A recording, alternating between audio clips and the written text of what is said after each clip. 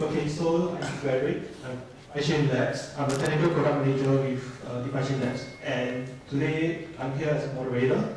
So maybe I would like to ask the panelists over here to start introducing themselves one by one. Let's start with maybe Samuel.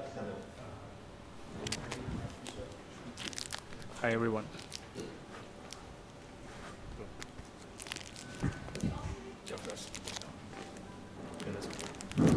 Hi everyone, my name is Samuel. So I'm the regional manager of CoinStore.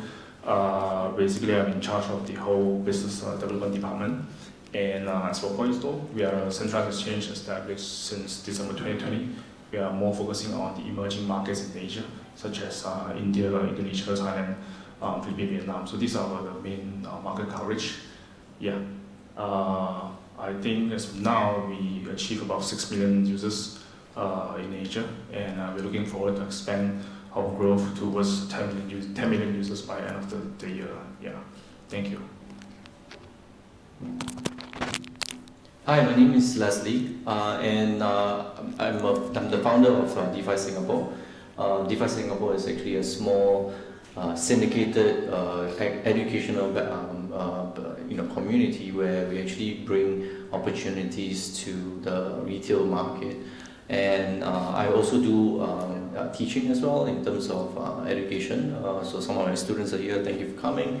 And so the latest project that I'm on is actually running a sovereign fund for this being digitalized in the market itself. So feel free to look for me or my business partner here for more opportunities. All right. Thank you. Hi everyone, my name is Anisha. I've been in this space for some time. If I could summarize, my niche would be a product strategist. My background is in accountancy, finance, so I see everything from a business user perspective, and we don't talk tech, we see from a P&L perspective, so that's where I merge Web3 to P&L and then make sense to the users, which is something very rare in the space.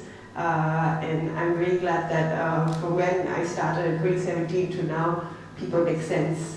People understand what I say. So what's the difference between 2017 and now is that then we call it STOs, now you call it RWA, then we call it DeFi, you were like coin or altcoin, now you say DeFi, then now we're on the same page. Anyway, got the privilege to see through everything, started this journey in SUSS, we were the first in the world to do BSc finance majoring in fintech, digital currencies. So very grateful that we had that firm foundation here in Singapore and happy to be here.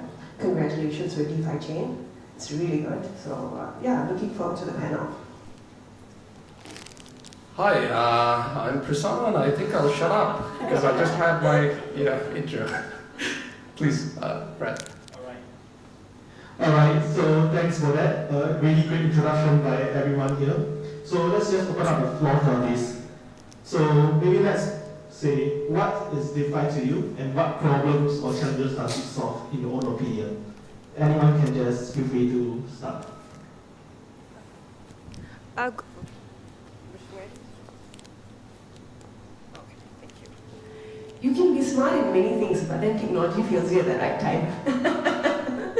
I think what DeFi is fixing what broke in CeFi. That's what DeFi is to me, because that's how I came in. And when Lehman collapsed and we had all the major financial crises, then technology was like going in parallel. And when the convergence happened, then we realized the importance of how decentralization solved a lot of major problems in finance. So that's what DeFi is to me, fixing what was broken in the centralized financial system. Cool. So how about let's hear from experience from the CeFi company itself. Yeah, DeFi actually to us is the financial services that operates in a decentralized manner by using blockchain and smart contract, basically. I think one of the most obvious problems that DeFi could solve is transparency, right? Because all the transactions are recorded in the blockchain, and as well as we are solving this issue of we do not rely on intermediaries for any transactions. That's one of the most obvious solutions we have as compared to TradFi itself, because we often rely on banks as the intermediaries, which could cause inefficiencies and costly and all that. Yeah.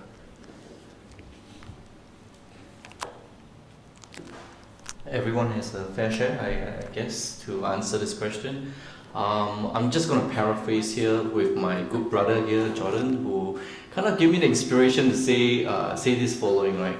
Nobody knows what DeFi is. They don't know what they're doing in DeFi, to be honest. Who here has done some form of trading on DeFi? Just a show of hands.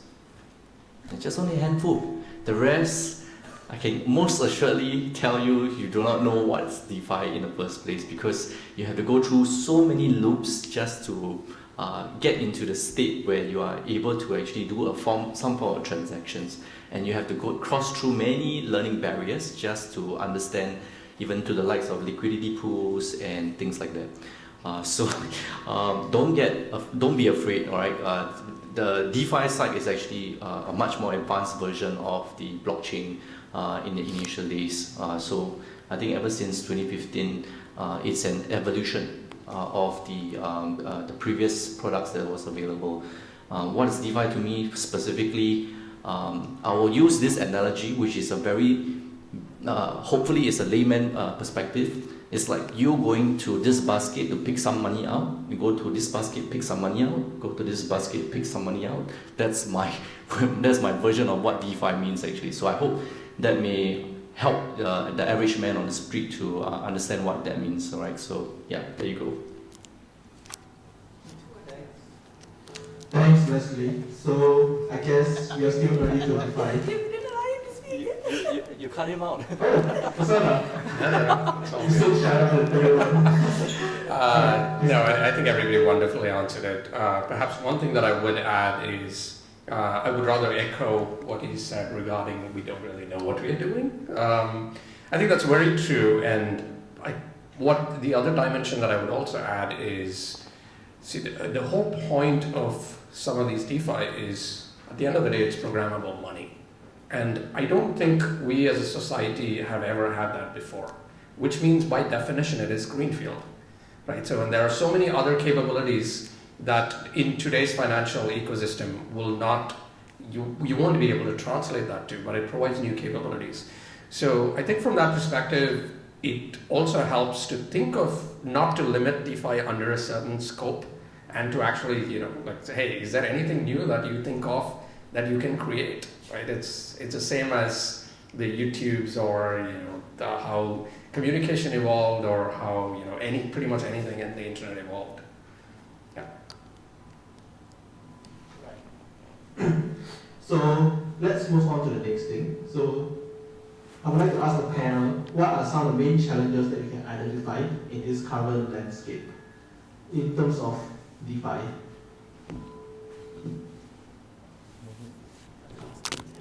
Yeah, sure. Yeah, I think one of the challenges in this current landscape that we see, I think to me, is the entry level for DeFi, because a lot of times DeFi is only easy for those that are crypto native that has been in the market for quite some time. But as for new people that kind of trying to understand the DeFi, it's quite difficult for them to understand all the different details and terms and how to use it, and they also face a risk of getting hacked, because if you are not really in the DeFi space, you could potentially, very high chance of getting a risk of hack by even just clicking a wrong email, the wrong links, and so on. So or even connect the wallet to any platform, so which is quite risky. Yeah. So yeah, I think that's one of the points that I think. I guess anonymity is a double-edged sword over here, right? While in one hand we're trying to promote decentralization, where everyone in the world is able to access some form of liquidity from from different parts of the world, everyone coming to just a smart contract, which is the programmable money basically, right, where you can actually get some form of liquidity out of that smart contract basically, and you don't need to go to one source, right, or one area to crowd pool, so to speak. I will use crowd pool very loosely, right? So if I want to raise some funds or use this method, and I go to my friends, I'm only limited by that network of people that I'm exposed to. But in a decentralized aspect, in terms of where if it's on a platform and the platform has an international reach, and you're giving out a very decent yield, that's where you are able to actually start to utilize and leverage for on the idea that you're actually going to get from this pool, which is actually based not in Singapore, right? So I think that's one of the advantages, all right, of DeFi. But I would echo Samuel in terms of the barrier to entry for DeFi. I remember in 2019 or 2020, that's when it first started off. They had Compound, they had all RV coming in. Then you're like, okay, I need to jump from this chain to swap out to go and to get this token and then move from this token to get a loan from this chain. Even for a crypto native, I have to tell you, it's very difficult. It took me, I had to call friends like, what's happening? How do we do this? And we had video calls, during COVID to actually learn how to actually adopt DeFi for the matter.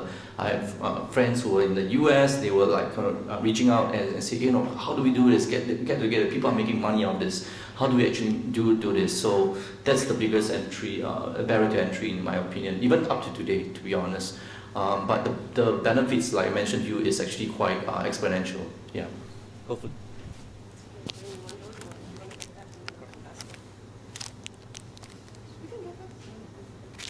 That's been nice. I think I'll add on to that. What is the greatest challenge is from a governance policy perspective, regulators are rushing to govern this while trying to have a tango to allow innovation to continue to happen. I was in a meeting last week and somebody said DeFi is awesome, but imagine if you have bad actors who crowdfund real estate that can be a catalyst to something that's going to be a disaster, a terror attack. So that's the greatest challenge that I think we're facing right now. Spider-Man says great powers comes with great responsibilities, or the other way around. It's the other way around. Okay, so I say decentralization comes with great responsibility as well. So you want to be able to enable this. You want to be able to lower the barrier. Then regulators are rushing to match with compatible regulations so that you can innovate, consumers can consume, but the regulators are gatekeeping correctly. Today, in today's world regulators are scratching their heads how to regulate across countries because DeFi is borderless, but regulation is siloed. So right now what's happening is that now we're trying to match programmable regulations, composable regulations to enable DeFi to the real masses in a safe manner to protect consumers. If you see every central bank, that's their ethos. Enable innovation, protect consumers. So because I sit on that side of things and I also see this, I think that's the greatest challenge. DeFi is really powerful and emerging markets really need this because you need fractional ownership because for them that $1 is their food, 3 meals a day. And when you go to emerging markets where they cannot leave their homes because of war or whatever not, they only can have a proper career through their laptop, DeFi is very important. So I guess that's our race right now, helping regulators make sense of regulations so that we can continue to innovate in a country like this and then disseminate the innovation to countries that need it the most. Can I counter on that? Am I allowed to counter? Go for it. Let's make it interesting. Yeah, let's make it interesting. Max, don't shake your head. I can do it. Yeah, I'm on a panel, man. Yeah, so yeah, let's have fun, right? I mean, everyone's so serious, right? But I'm gonna counter that by putting on the degen head, right? So I'm just gonna, put on the hat and say that decentralization itself can self-regulate with the advent of DAOs, right? So decentralized autonomous organizations can actually make proper good voting systems, all right, within the ecosystem itself. You don't need regulators for that matter, all right? And I'm not against the regulators to gatekeep in the first place. To me, if you're stupid enough to put in money in the areas where you think you are in it for greed, then by all means go ahead and do so, because that's the risk you're taking in the first place. And if you lose, you lose. I'm sorry. That's it, basically. So you're giving the opportunity to whoever that person wants to build, that crowd pool for nefarious purposes. You don't need crypto to do that in the first place. I'm sorry, I'm just stating some facts, right? So I'm being real here, right? If someone wants to raise, funds for nefarious purposes, you don't need the crypto to do it in the first place. You can actually do it with cash. So that's my counter. I'm sorry. So Anisha, back to you. It's gonna go in the tango. You sure you want? I agree and I disagree as well, but I think just look at it on one spectrum. There's so many problems to solve one, and choose the dominant problem to solve.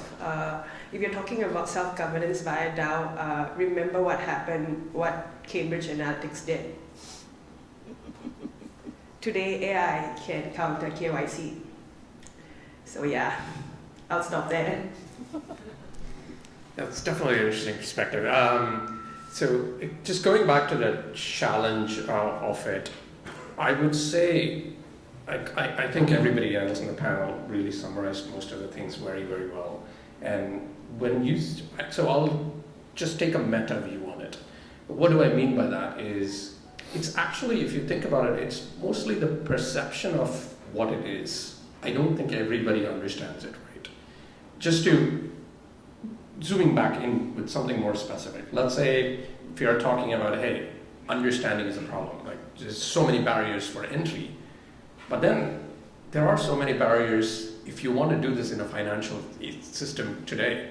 Who is going to be understanding through how every aspect of stock market works, to liquidity pools, to, because at the end of the day, if you're running an exchange, a NASDAQ or Singapore exchange, there are liquidity pools there. Right? So there is somebody who is providing liquidity. Just that as a consumer, you don't care, right? But now you suddenly have to understand these layers because you're actually using them, right? So, and this is the way that I look at it is something that's just a part of your day. If you want to use it, then it's on you to understand it. So I think that perception we have not communicated that well. But of course, that's on one side. I think the perception of it, education of that, because this also goes back to the point of regulators as well, because their perception is also important. If they now start looking at the same exact translation of how it is in the current financial world, then it's going to be regulated in a manner that's going to completely stifle innovation, right? So that's on one aspect.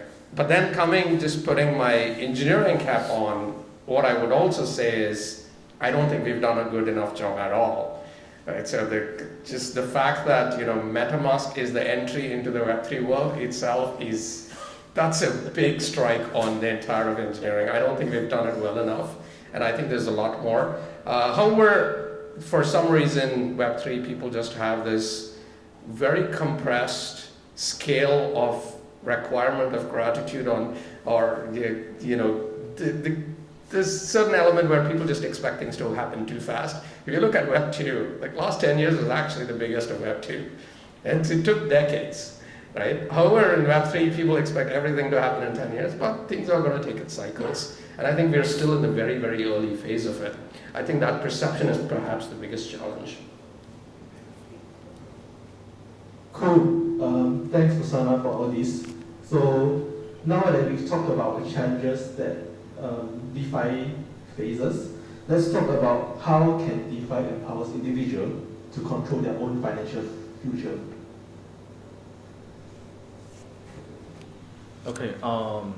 To my understanding, I'll put it in layman term. I think DeFi actually allow every individual to be able to access the financial services at anywhere and anytime. At the same time, DeFi does not require any third party to make transactions, hence reducing the intermediaries and costs. So yeah, so that's how I feel it empowers every individual. Actually, Samuel summarized everything for us, so I don't know how to add on. To be honest, I think I gave the crowd pools perspective earlier. That's just one of the more efficient ways to raise liquidity or capital, if you want to call it, within a DeFi aspect. And I think the only thing is how do you gain trust in these decentralized protocol, right, or a project. I just learned this from another panel last week. Giving credit to Jun, that the only way for you to do that or the project to do that is to actually collect stickers, right? So you know the logos on all the partners that you have. You put on the stickers onto your project. So kudos to Jun who taught me this last week. In the panel itself. So I guess I don't know how you guys are going to contribute to this, but yeah, you guys go ahead.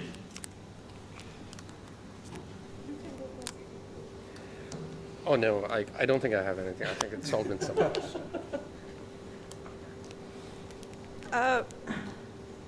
I think what he has solved in terms of speed. During COVID, you see donations happening at lightning speed. And then in traditional finance, during COVID, a lot of banks froze bank accounts. So you have innocent people that have their money stuck, no way to withdraw because central banks were more worried about their reserves and the balance of payments. So that's the benefit of ownership, having the rights to your money, having the rights to, having the rights to do what you want with your money. That's the most amazing things. I think in Singapore we don't feel this pinch enough because we don't experience any of this because we are very blessed to have a stable economy. But that's not the case in the other countries. So when I heard of many other stories, and I was like, wow. So that's why once again it goes back to emerging markets. Emerging markets, you see the adoption of DeFi much stronger, faster as compared to more stable markets. And now with DeFi supporting CBDCs and programmable currencies, once again, it's going to be the emerging markets that you will see very rapidly adopt these protocols as compared to the more stable protocols for this very reason. And in 2017, when I learned about DeFi, being a Singaporean, at that young age, owning a home is a big thing. Even HDB is a big thing, right? Because the numbers are 6 digits. Then you learn about fractional ownership. You're like, wow, at 21 years old, I can own part of a house, I can own part of a home. That, at that point of time, I was like, wow, this is amazing. So that ownership and being able to participate in the rights to financial independence, and that financial literacy was very important. And now today, you can go nudge your family member who's a teenager or young adult and say, look, with $100, you can start investing and create your portfolio. Back then, it was not possible. So that's possible with DeFi because with fractionalization, you're able to offer smaller ticket sizes. So I think those are the real world beauties of today.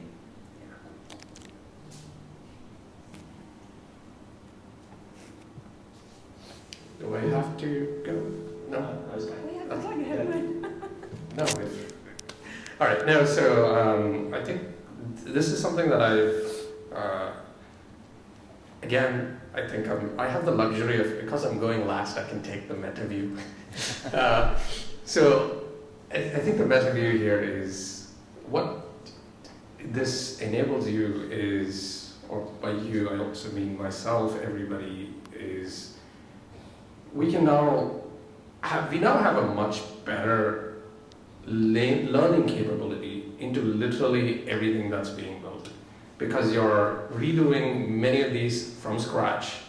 The same exact traditional finance world of whatever existed, which has been boxed up in silos, that nobody, throughout their life, most people don't even have to know how things work, right? And which is also what ends up in certain inefficiencies across the board. But now with DeFi space, like because everything is happening in a transparent manner, at least to a certain degree, you can actually go back and just learn. Hey, how does that work? You actually have everything there out there.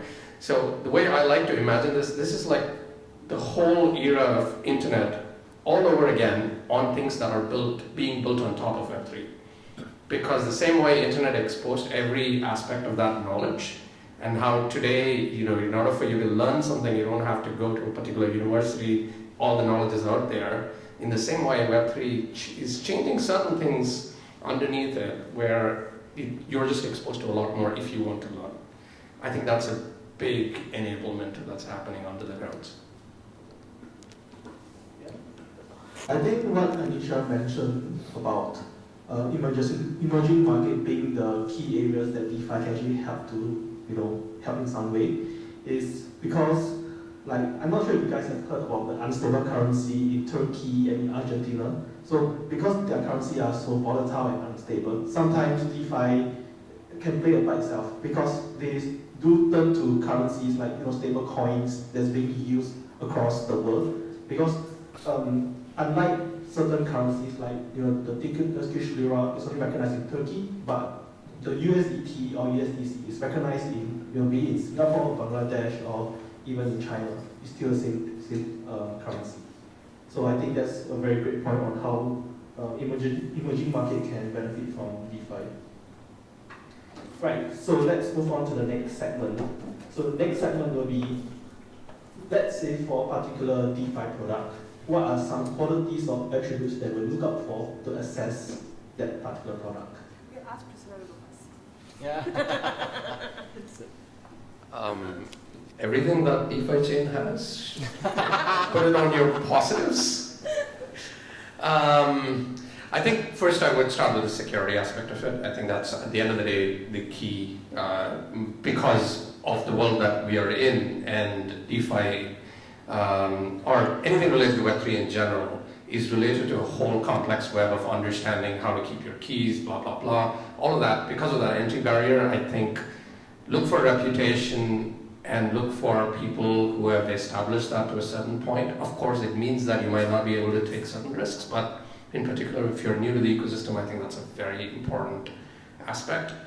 And then rest of the stuff, I take both views on it. I think, like some of the things, it's like every other project, so I won't get into specifics, but I think security is one key aspect that has to stand out. No, so We're going from this way. Okay. What was the question again? What are some of the qualities or attributes that you look out for to assess DeFi product? So we've got this model that Professor Lee created, basic, light, agile, scalable, infrastructure light, and compliance ready. So those are the pillars that I look out for, and the most important pillar is compliance. You cannot build a DeFi protocol as a tech product. You need to understand compliance, keep it in mind, because then that will define or dictate the way you architect a product. So that's from a very product perspective. Keep it lean. What's the point of building a DeFi product when you have to go and sign your MetaMask so many times? What's the point? And basically infrastructure like that's very important in DeFi. That's the whole point this came about, right? Because in traditional finance, it's infrastructure heavy. And then one of the main points is that with DeFi being infrastructure light, then you can enable fractionalization. It makes sense from a P&L perspective. So these are the three attributes that I've been very anal about from day one. And I continue to do so.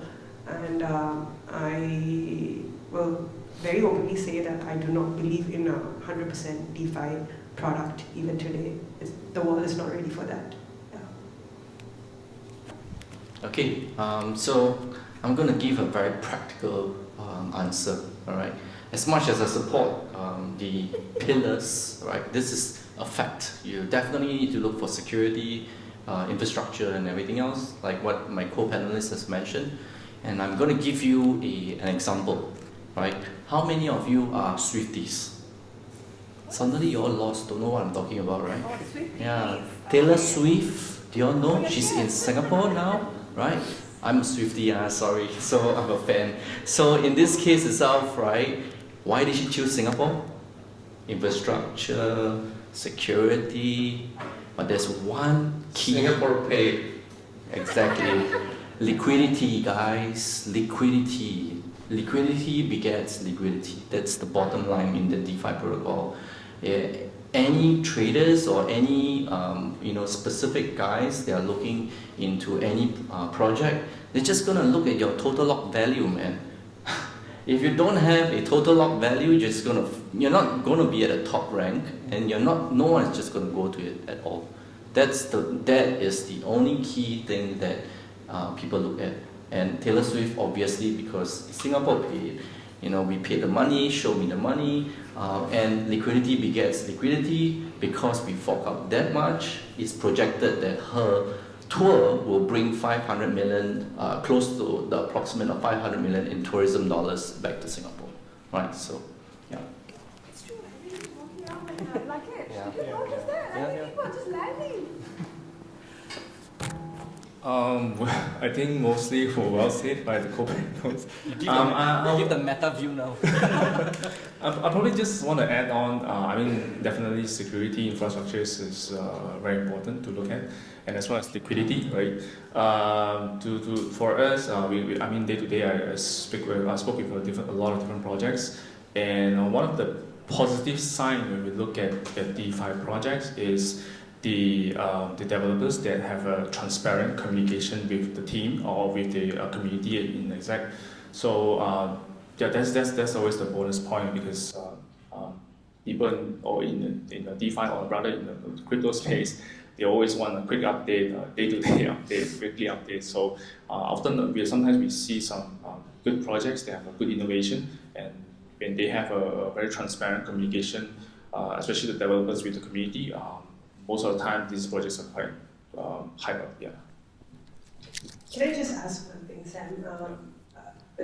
Do you agree that today's DeFi protocols have more matured and experienced founders as compared to even just 4 years ago? I find that a lot of corporate veterans are coming to the DeFi space, into the startup world, which is really, really a welcoming change. Yeah. Back then it was, Exactly. Yeah, I agree on that. Even until now, day to day, still, I wouldn't say I'm super good at DeFi. I'm still actually learning every day, because innovation is happening time to time, and sometimes even I actually kind of like dwell on what they're building. So even by looking at the white paper, sometimes it may not actually make me understand what they're building is. So definitely the innovation, rather the whole industry in DeFi is maturing.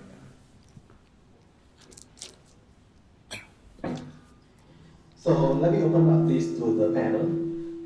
So what does the panel think about the future prospects of the DeFi industry that we can expect to see in 2024 and beyond? Maybe some kinds of emerging trends on this aspect. We're going to let Prasanna go first again. DeFi chain. The future. Hey, no, I would actually love to hear the panelists' insights on this. You see all the projects. What's your To us, I think nowadays the emerging trends that we can see is probably AI with DeFi, or some RWA projects.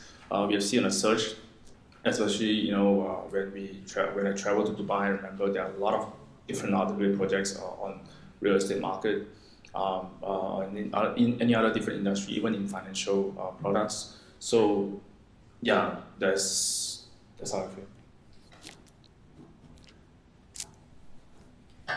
For DeFi itself, when I see in the next few years or so, I do see a lot of evolution in terms of technology, like what Sam has mentioned.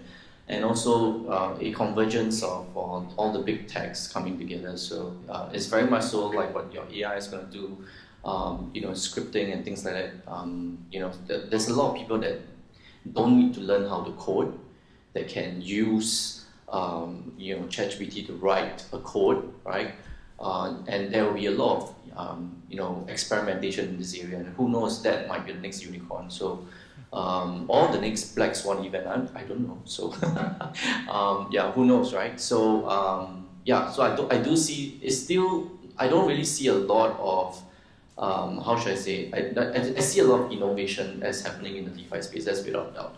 What is going to happen is all subjected to the human mind's creativity, right? Whether it's greed, you're fueled by greed, or it's for the betterment of good. So notice how polarizing I'm going, right, between good or bad. So the bad actors that you mentioned, based on that. So hopefully the industry itself is able to self-regulate or clean up themselves, for that.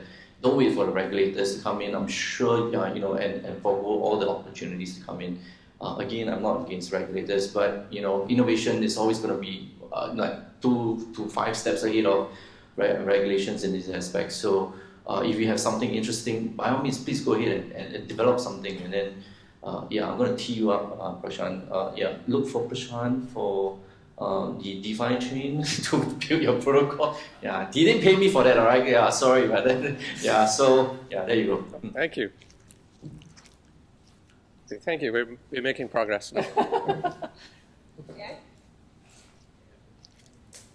So I think DeFi is going to be something that's not going to be talked about anymore in the next coming years, because it's going to be part of the apps, part of the tools that you use. That's how advanced, or that's where the advancement of the tech is heading towards.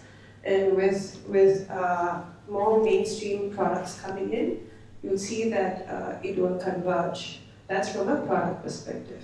From an unregulated trading perspective, you will see that the barrier to entry, of course, once again, from a product perspective, barrier to entry lowers, and you can now more easily participate in these trading opportunities much easier as compared to back then. So I guess in the summary, it becomes something that you no longer have to think of funny jargon and alien jargon. It's part of your everyday life. Actually, I want to add to that. This morning, I just read something on Twitter.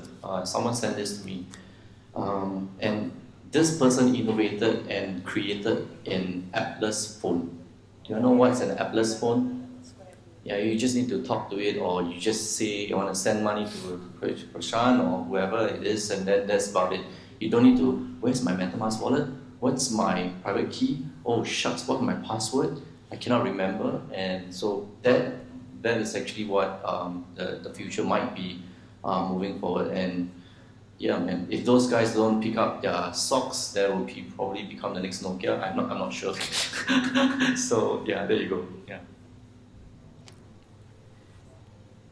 So like everyone mentioned here, I think the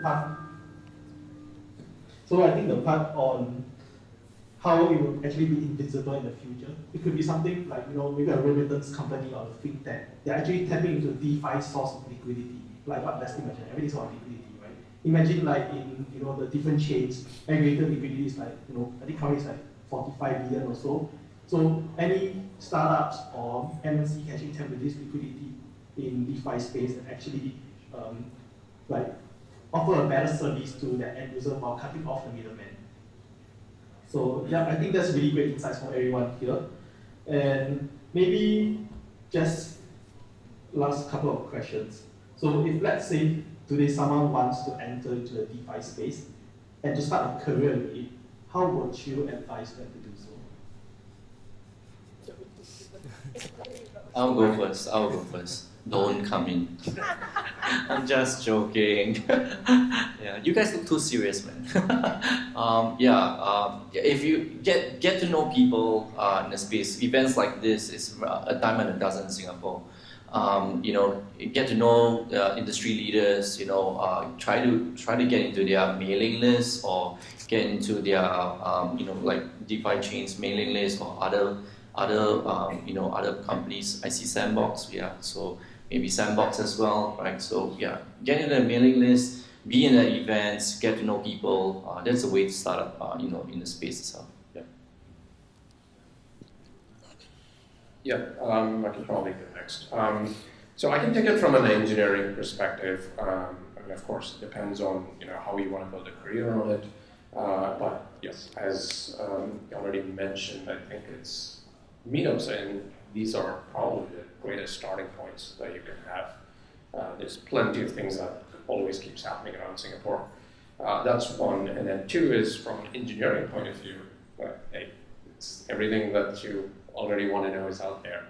So the best way is first actually, you know, just go build something very, very small. Doesn't matter what it is. Build something so you get an understanding of what it is. Then that itself is going to open up more aspects for you on how you want to think about it. Once you have a clarity on what you want to build, then, you know, that's when talking to people really comes in. Like, talk to them, and then there's, of course, these, you know, panelists are a great start, and, you know, I'm sure they'll be able to connect you to so many other people, right? So whichever is the field that interests you. I think that would be the better way to start. Is just go build. Yeah, in my perspective, if you're coming to DeFi as a career, I think first of all, you may want to just, to me, the fastest way for me to learn about DeFi is to really participate in all the different kind of DeFi projects or protocols, really to understand what are all these DeFi terms, and to have in mind that I'm in this space to learn all the fundamentals before I actually try to move forward to build anything, because sometimes I think from the past few years, there are a lot of innovations in DeFi. I think right now, if I really want to come to DeFi, I will first really try to participate and learn. And next, I try to understand what are the issues that current DeFi face, and probably have better innovation and build. Yeah, that's all. From a business standpoint, if you're from the business sector, product sector, partner up with the innovation arm, do a brainstorm and create a product for your company, for your team, or use the existing product, dabble with it. And just go very simple, plain vanilla, go to a drawing board, understand what is the problem your team is facing, see what these DeFi protocols can help to solve, and then apply one and see the magic unfold. From a career perspective, take on a side gig. We used to train a lot of accountants and lawyers because when we do a lot of tokenization strategy, we need to refer to compliance and see whether that, you know, the protocol is complying and it's on the lines of utility token or security token and everything like that. So we usually get accountants, lawyers on board to help us with the research. So that's a very good starting point if you are from the business side of things.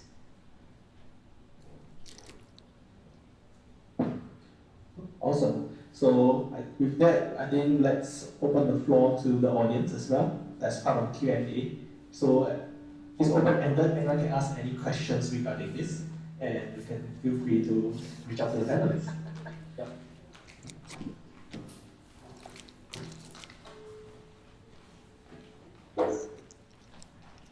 Yeah, so thank you for the talk. I was just curious exactly for your thoughts on Uniswap V4. So of course, Uniswap V4, they introduced their hooks model, right, and so on. And what do you think the potential applications are for this Uniswap V4 in terms of developers or in terms of what hooks can be developed, etc.?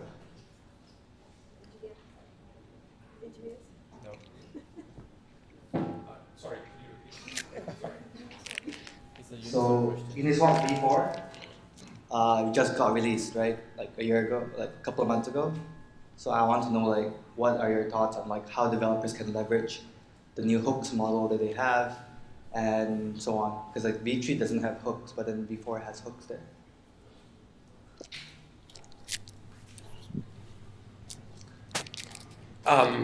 Okay, that's a very specific question. I I don't think I have a great answer for you because I've not really used it. But at the end of the day, like I just start to look at it as any software platform becoming more of a platform, right? So previously you were not able to react to many things, right? So you have to actually write a contract that looks at some data in the past, but then now you can actually build your own applications based on the things that are happening in real time, right? So which definitely provides a lot more interesting scope. Uniswap is still, of course, one of the largest, has the largest liquidity. So if you want to start anything related to that, I think that's a great place to go. That being said, as these things are happening, you're now limiting yourself into smaller and smaller spaces of DeFi, which is very interesting, and that could be its own category. But then unless you already have something very specific in mind, then is that something to look at? Is something that I will sort of zoom out and question, right? Because if the goal, ultimately it depends on your goal. Is my goal to actually learn more about the ecosystem, or do I have a very, very specific set of problem that I'm actually going and solving? If it's the latter, I think this is fantastic. If it is the former, then perhaps you might be missing out on a much larger field rather than just going right on top of it. That would be my perspective on it. But at the end of the day, you might have interesting ideas. Just go explore. Yeah, so with regards to swaps and hooks on Uniswap on hooks on Uniswap, it's more you get the customization aspect which is not available the previous time in terms of the smart contracts that's being written. So clients who now I do not know, right? I'm just saying this as an idea at this point of time. So anyone with the ideas, you take this off, please give me some royalty. Okay, so the customization aspect may include the NFTs, right? In terms of creating, previously that was not available to actually tie to the liquidity pools that's available on Uniswap. So that's just one idea, right? So, but if I can think of it, I'm sure some of you might have already thought of it. So, yeah, there you go. I hope that answers the question. To add on to the two panelists, so let's look at the difference between V3 and V4 Uniswap, right? So V3 Uniswap is more about concentrated liquidity, right? You're able to choose which BPS that you want to set it, whether it will be a balanced distribution or a very narrow wide. And through that liquidity provision, you're able to basically not use the other aspect of liquidity. Meaning to say that liquidity is now more well positioned to be utilized by the end user. For V4, it becomes more like a platformization of the Uniswap protocol, right? Other protocol can actually tap onto Uniswap to use it as a base layer where all these kind of swaps can happen. So it's actually kind of similar to what aggregators are doing, but more on Uniswap as this time around as the platform. Frederick, don't put us in a spot next time if you know the answer. He's the product manager, right? Yeah, so there you go.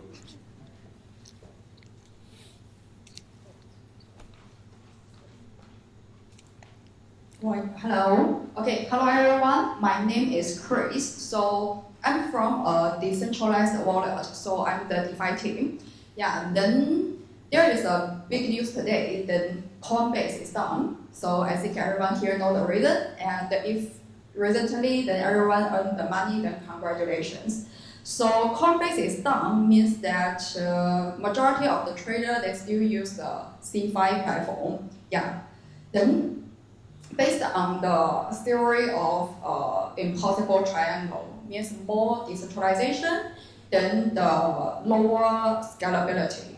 Yeah, so quite say that the other major challenge for the DeFi is from the tech perspective, it's very hard for DeFi to be, the scalability is going bigger. Yeah, this is my question.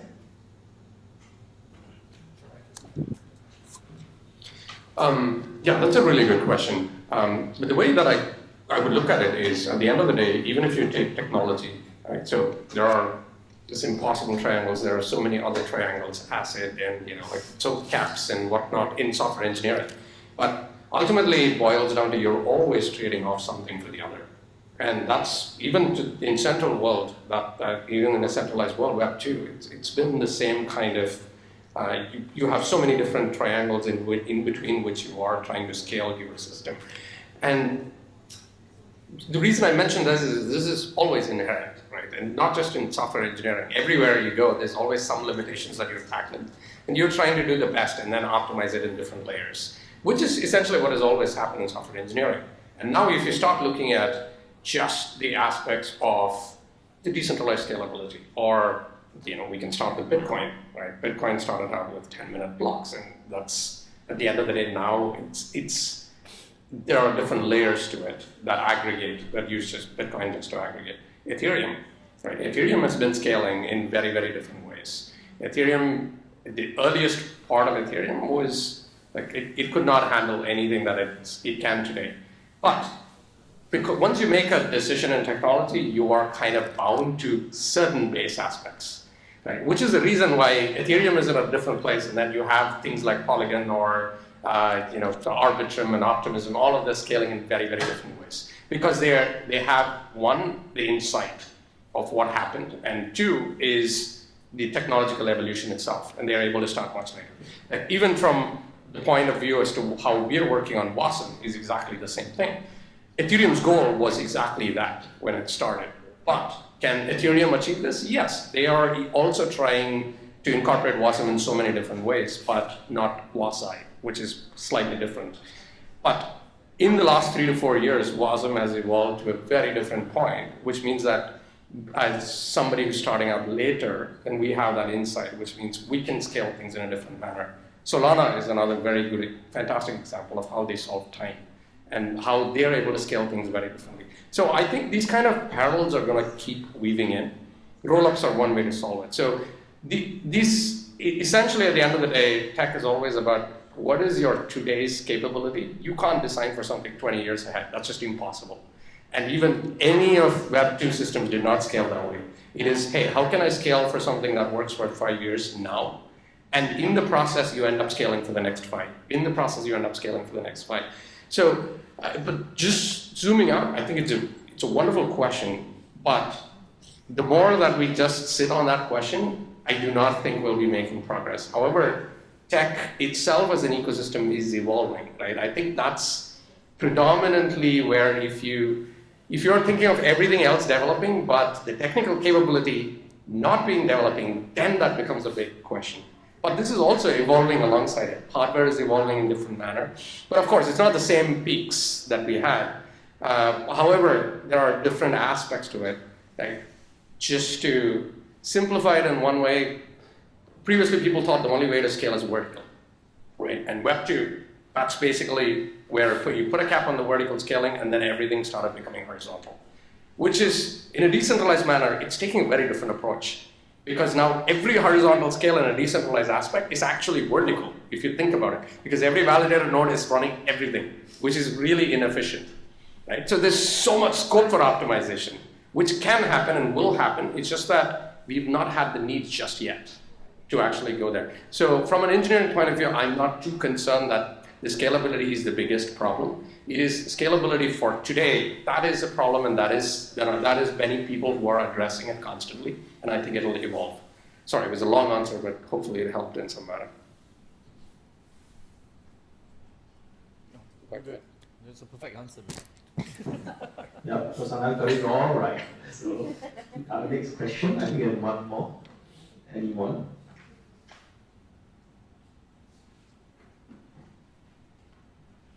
Oh, one question over there.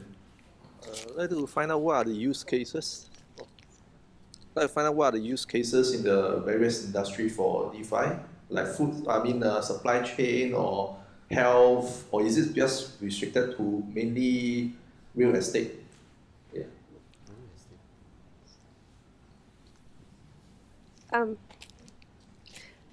I'd like to answer that. I think every industry has a specific use case. We go back to, like I said, identify the problem and then see whether the technology can help. When we talk about supply chain trade, one very underrated use case is actually invoice financing, trade invoice. It is right now in the Web2 world, the fintech world, we have really strong brands in Singapore, but it's the emerging markets that need this the most. So if you see DeFi protocols focusing on trade financing in terms of invoicing, that's the go-to. That's something that we're looking at for our clients because we're talking about tokenization. You tokenize assets, asset-backed tokens. And then for capital seekers, in the traditional world, we always ask the capital seekers or the borrowers what collateral. So from the supply chain perspective, from a trade finance perspective, the most common collateral is invoice. So that's what we look from a capital seeker perspective. So those are the two use cases I would like to highlight apart from real estate.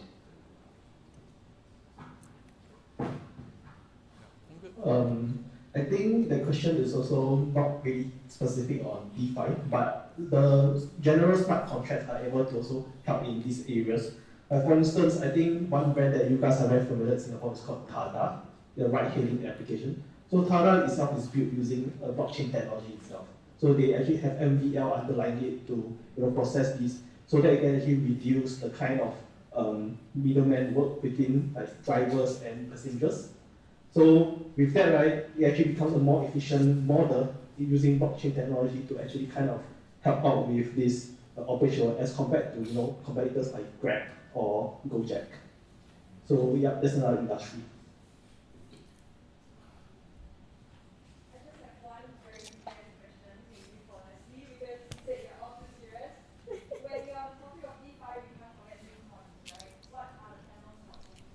Sorry, I really can't hear you, man.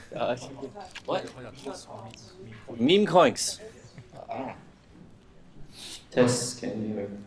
What's my take on meme coins? Is that the question? Yeah, because 60% of volume on a daily basis comes from meme coins, right? Weird, Culture, I mean, we have DeFi Llama here, so I actually had a lot Who's more from DeFi Llama? Who's from DeFi Llama? No, I mean, users can go onto DeFi Llama and check. So low MCAPs, mid MCAPs, and high MCAPs, of course, we have. You want the sorry? politically correct answer, No, or you just want your the thoughts. degen answer? Anything, because you say Okay, people a are vote. serious, right? Everyone here, just give a vote. Who wants the degen answer? Only one. I haven't reached consensus. Yeah. If everyone wants to hear the degen answer, raise your hands. Yeah. Okay, majority, consensus, done. Yeah, there you go. Decentralized. You just prove a DAO concept, right? Yeah, they're very, very well done. Liquidity goes from Bitcoin to Ethereum to meme coins. That's the cycle they are going through. Congratulations, Pepe made you some money today. So it's just a cycle, right? And then after this, there's going to be capitulation, and then the next thing you know, it's going to go back to Bitcoin. For more information, please come and talk to me. All right, there you go. There you go. All right. I hope that answers the question. Yeah. All right then. So I guess thanks everyone for the time. We can wrap up this panel, and there's actually pizzas left over if you guys are excluded. Thanks everyone. Thanks everyone.